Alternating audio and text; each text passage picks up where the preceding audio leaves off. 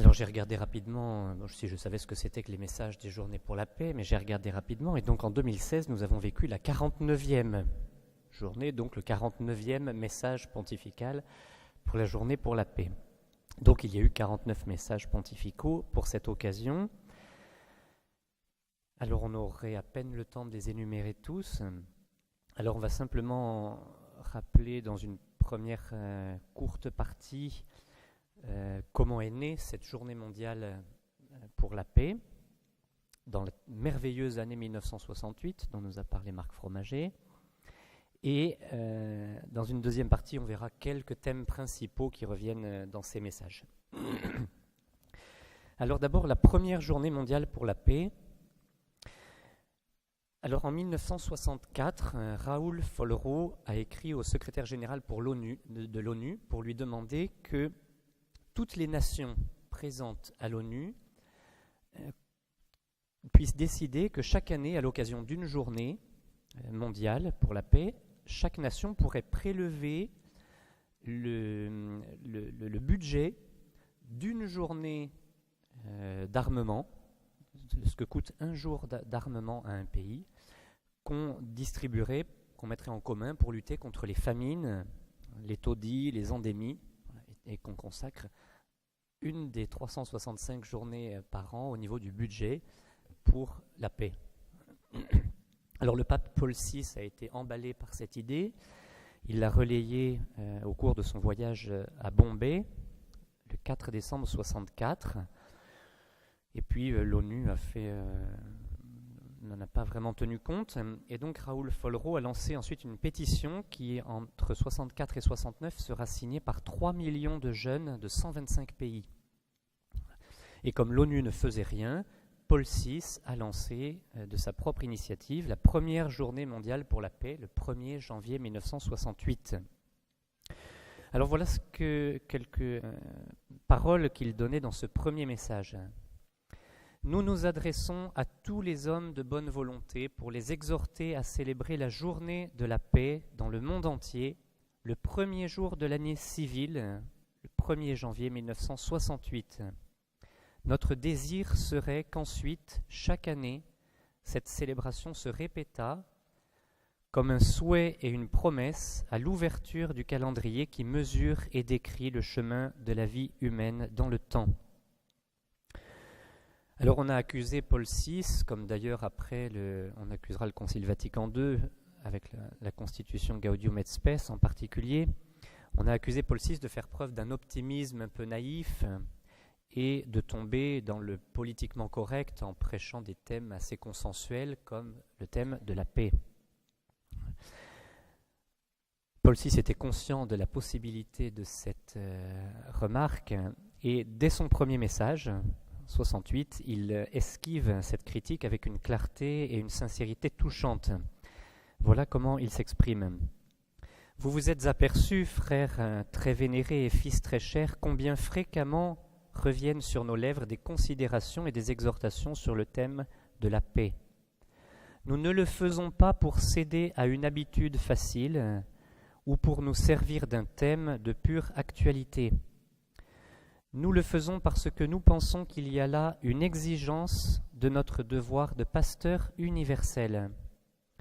Nous le faisons parce que nous voyons la paix menacée d'une manière grave, laissant présager des événements terribles qui peuvent être catastrophiques pour des nations entières et peut-être aussi pour une grande partie de l'humanité. Nous le faisons parce que la paix est dans le génie de la religion chrétienne, puisque pour le chrétien, proclamer la paix, c'est annoncer Jésus-Christ. Et c'est seulement de l'Évangile à la fin que peut effectivement surgir la paix. Que la grande idée de la paix est spécialement pour les disciples du Christ sa journée solennelle au début de l'année nouvelle 1968. Donc ce 1er janvier 1968 a inauguré une tradition qui a demeuré. Et pour la petite histoire, l'ONU a quand même créé en 1982 une journée internationale pour la paix, histoire de la distinguer de la journée mondiale pour la paix de l'Église catholique. Et donc, voilà, cette journée se célèbre aux alentours du 21 septembre. Donc ne pas confondre la journée mondiale pour la paix et la journée internationale pour la paix.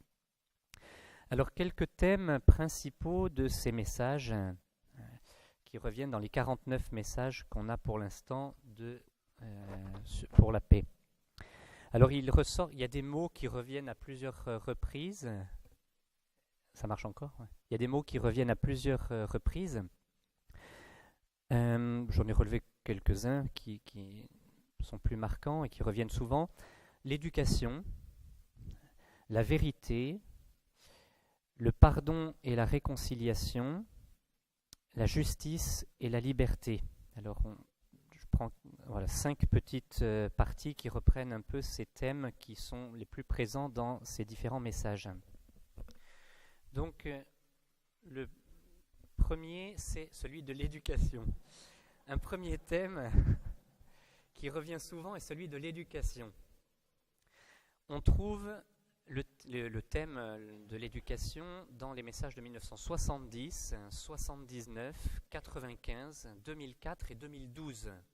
C'est dire l'importance de ce thème qui revient régulièrement. En 1970, Paul VI a lancé cet appel.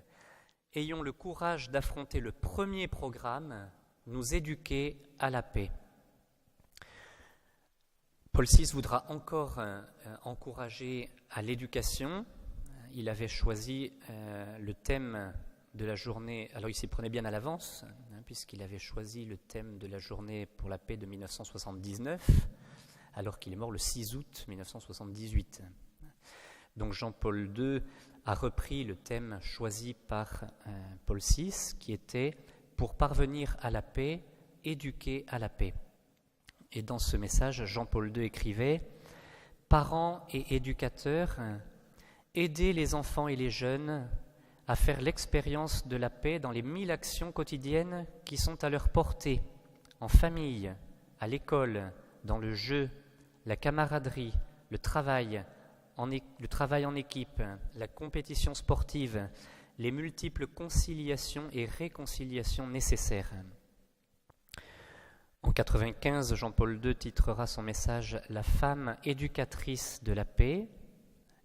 Et en 2012, Benoît XVI complétera ses appels en disant « L'éducation est l'aventure la plus fascinante et la plus difficile de la vie ».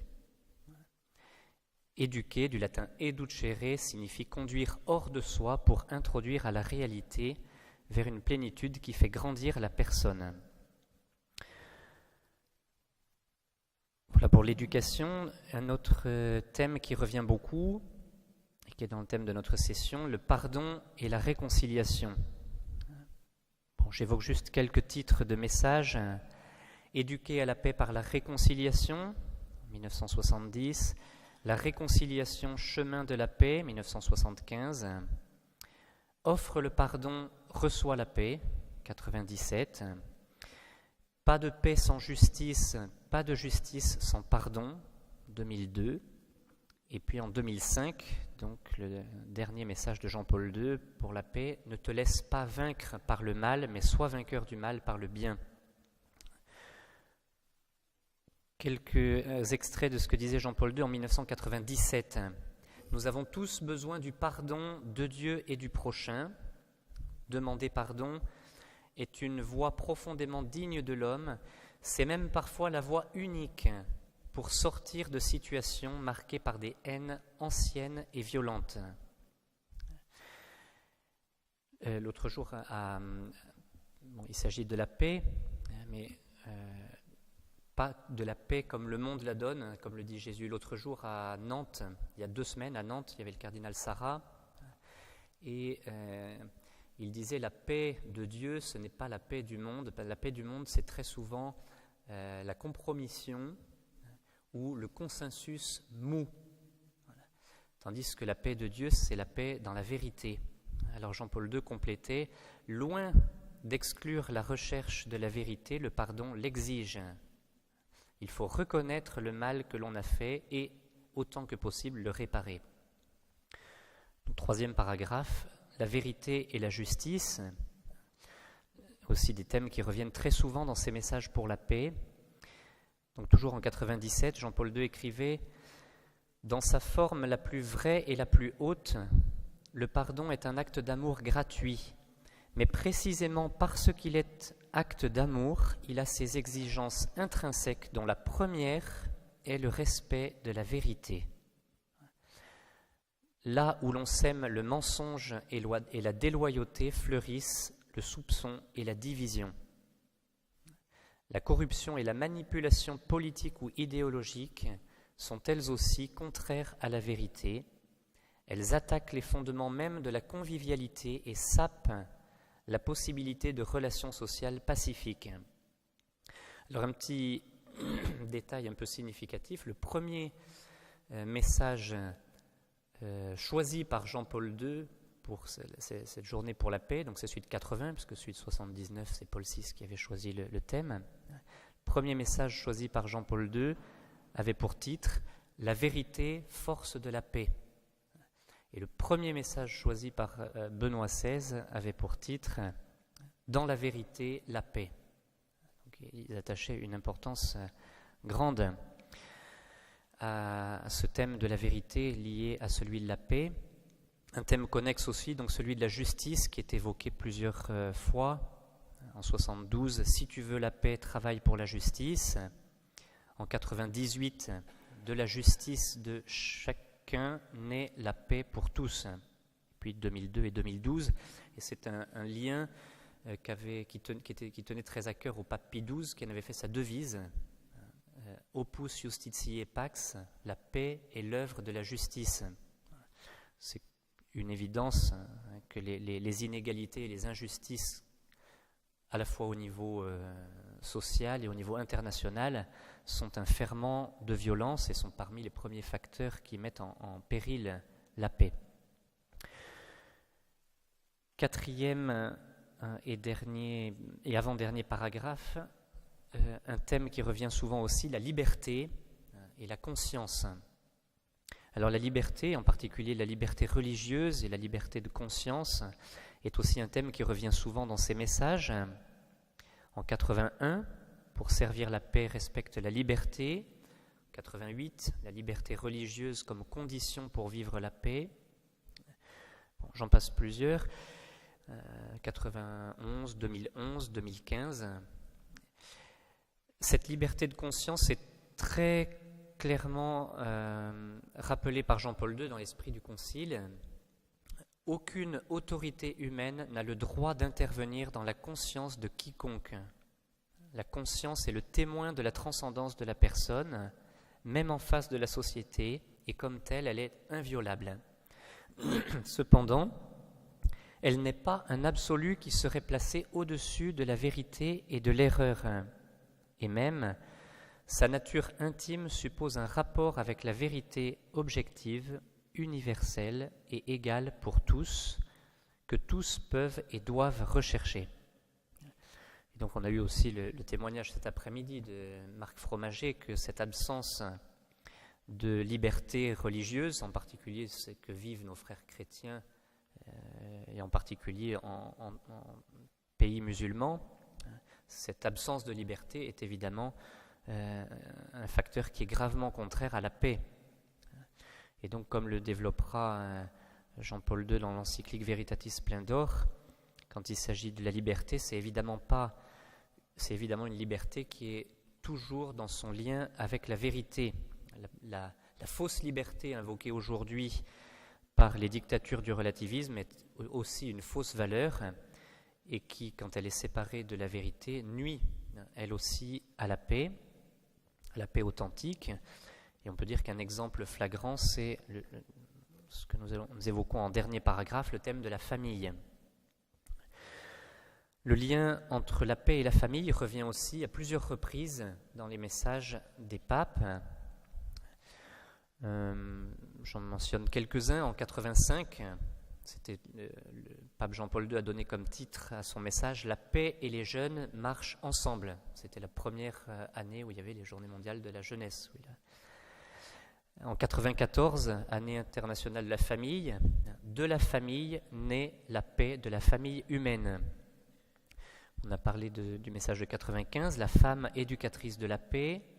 En 96, donnons aux enfants un avenir de paix. En 2014, la fraternité, fondement et route pour la paix. Et dans ce dernier message, le pape François rappelle que la fraternité commence dans la famille et que donc la famille est le fondement et la première route de la paix. Benoît XVI aussi l'avait dit aux jeunes dans son message de 2012. Voilà, j'invite particulièrement les jeunes à rechercher, à avoir de la patience et de la ténacité dans la recherche de la justice et de la paix, même si cela peut comporter des sacrifices et aller à contre-courant. Et puis je mentionne aussi dans ce domaine le courageux message de Paul VI en 1977. Ce message s'intitulait « Si tu veux la paix, défends la vie ».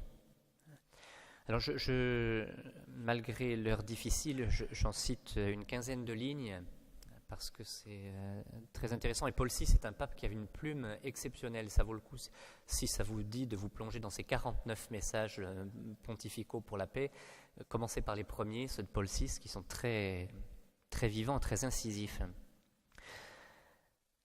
Ce n'est pas seulement la guerre qui tue la paix. Tout crime contre la vie est un attentat contre la paix, surtout s'il porte atteinte aux mœurs du peuple, comme cela se produit souvent aujourd'hui, avec une facilité horrifiante et parfois légalisée dans le domaine de la suppression de la vie à naître qu'est l'avortement. Les témoignages du progrès de notre civilisation se trouvent dans les engagements internationaux pour la sauvegarde des droits de l'homme, pour la défense de l'enfant, pour la sauvegarde des libertés fondamentales. Alors c'est très intéressant parce que Paul VI faisait très souvent appel à ces textes internationaux qu'on couche sur du papier et qu'on applique dans la réalité assez peu. Et donc il le dit là, il dit « Ces textes sont l'épopée de la paix dans la mesure où ils sont un bouclier pour la vie.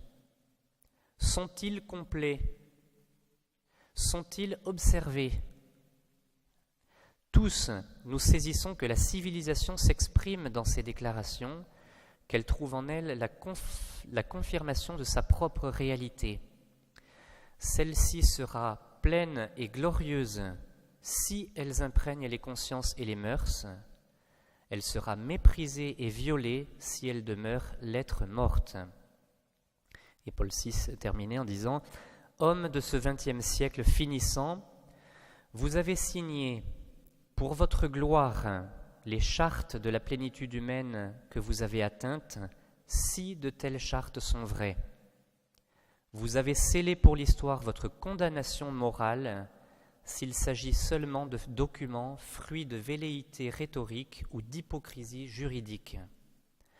La mesure est là, dans l'équation entre la véritable paix et la dignité de la vie. » Il ne parlait pas pour rien dire. Hein. Voilà, des mots très forts du pape Paul VI. Son message aussi à l'ONU, que j'ai découvert il n'y a pas longtemps, est très très beau. Alors en conclusion, pour terminer ce rapide panorama, quelques remarques importantes qui ont été faites encore par des papes à l'occasion de ces messages. D'abord, première remarque, la paix est à la fois un don de Dieu et œuvre de l'homme. En 82, Jean-Paul II avait donné pour titre à son message « La paix, don de Dieu confié aux hommes ». Et donc la paix est d'abord un don de Dieu et sans Dieu, elle n'est pas vraiment possible. Et c'est pour cela que dans son message de 2016 sur « Gagne sur l'indifférence et remporte la paix », le pape François soulignait que la première forme d'indifférence dans nos sociétés aujourd'hui, c'est l'indifférence envers Dieu. Et c'est cette première forme d'indifférence qui menace la paix. Donc la paix est avant tout un don de Dieu. Toutefois, disait Benoît XVI en 2012, la paix n'est pas seulement un don à recevoir, mais aussi une œuvre à construire. Et Paul VI avait donné comme titre à son message de 74 ces mots « La paix dépend aussi de toi ». C'était le titre de son message. Une deuxième remarque, Père Bernard l'a évoqué ce matin ou hier, et Claude aussi, c'est que la paix que l'Église défend n'est pas une utopie, elle n'est pas une idéologie et elle n'est pas le pacifisme. Paul VI l'a dit tout de suite dans son premier message, par des mots aussi très beaux, en disant « Il faut souhaiter que l'exaltation de l'idéal de la paix ne favorise pas l'inertie de ceux qui craignent d'avoir à donner leur vie au service de leur pays et de leurs frères. » Le mot « paix » ne signifie pas pacifisme. Il ne cache pas une conception lâche et paresseuse de la vie. Il proclame au contraire les plus hautes et universelles valeurs de la vie, que sont la vérité, la justice, la liberté et l'amour. Et puis enfin, les papes ont eu conscience que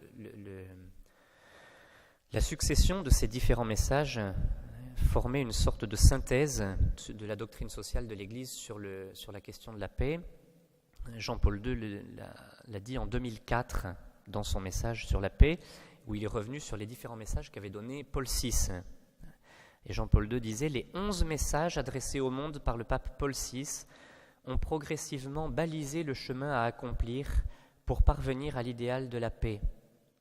Peu à peu, ce grand pape en est venu à illustrer les différents chapitres d'une véritable science de la paix. Il n'est pas inutile de nous remémorer les thèmes des messages qui nous ont été laissés par le pape Montini, Paul VI. Chacun d'eux est encore aujourd'hui d'une grande actualité. » Et donc Jean-Paul II disait qu'il s'agissait maintenant d'une synthèse de la doctrine sur la paix. Il dit « C'est un lexique simple à comprendre pour qui a l'esprit bien disposé et en même temps extrêmement exigeant. » Alors pour finir, je termine par une phrase de Jean-Paul II qui ne vient pas des messages du 1er janvier. Elle n'a pas été écrite dans un de ces messages du 1er janvier. Elle a été prononcée par Jean-Paul II lors de la rencontre d'Assise en 1986. Et c'est très beau de la part de Jean-Paul II parce que il avait convoqué à Assise tous les chefs, tous les responsables de religion du monde entier. Et alors on a beaucoup parlé de syncrétisme, et Jean-Paul II dans son discours final, devant tous les responsables religieux du monde, avait terminé par cette phrase « Je répète ici humblement ma conviction, la paix porte le nom de Jésus-Christ. »